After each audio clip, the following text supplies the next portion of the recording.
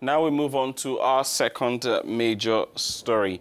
Though initially reluctant to commit funding, the United States has promised up to $60 million to support the Group of Five Sahel states G5 Joint Forces counter-terrorism efforts.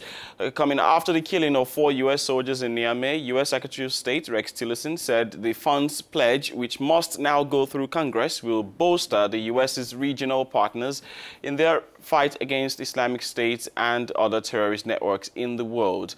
The force, which will eventually comprise nearly 5,000 troops units from Mali, Niger, Burkina Faso, Chad and Mauritania, is meant to counter a growing jihadist threat in West Africa's arid Sahel region that includes groups linked to Al-Qaeda and the Islamic State. De son côté, l'Élysée welcomed yesterday the launch of the first operation led by the anti-terrorist force G5 Sahel. It will take several more months to upgrade the battalion, train them and equip them properly. The full capacity will be addressed only at the beginning of 2018. The operation named Albi comes to realize the rise in the power of the SUS and the taking into hand of the Sahelian state in the fight against terrorism, assured the French Minister of Army, Florence Pally, in the communiqué. For more details on this, we have online from Bamako, Professor Mamadou Saha from the University of Bamako. France seems to be alone, but the United States decided to support the G5 Sahel after the death of its soldiers. Can we just say this is good for the leaders of Sahel? Tant mieux pour les dirigeants du Sahel.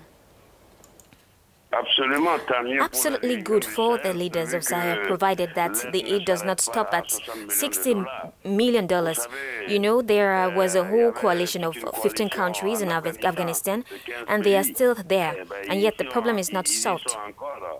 The Sahel is is a very vast territory. Do you really think that this new force will be able to overcome the terrorist groups in this vast region, knowing that the soldiers who made it up only come together occasionally? Ne se mélangent qu'occasionnellement finalement. Good, have a good knowledge of this domain. The territory is a major asset for the strength of the G5 Sahel, but I'm septic, 5,000 men. It's too small for Sahel territory. Therefore, it is very necessary with additional funding to revise the figures up and to establish more cooperation between the G5. This doesn't incorporate Senegal nor Algeria, which is the main power next door. So the kind of collaboration they will have with Algeria seems to me to be very important. More so, I'm not the only one to say this. The force commander, General Didier Dacouz, during his speech, called for political support for Algeria in relation to the implementation of Sahel Force.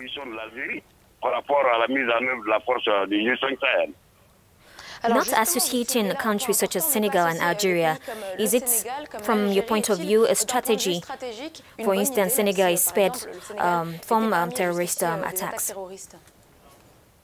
I believe that at this time there are members who will need to find a form of cooperation for the force to be operational throughout Sahel. Professor, assuming that this force comes to curtail the terrorists, they will still need to follow up, which wouldn't necessarily require military intervention.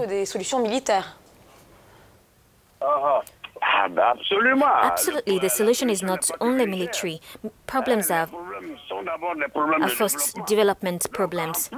So in addition to the military solution, we have to find other forms that can promote and develop this region so that the terrorists have no land in which they can recruit. That's why I welcome the alliance of the Sahel, which was mentioned yesterday by President Macron when receiving President Keita, the current chairman of the G5 Sahel. In any case, all the population of the Sahelo-Saharan zone applaud this force and hope for the alleviation of the suffering.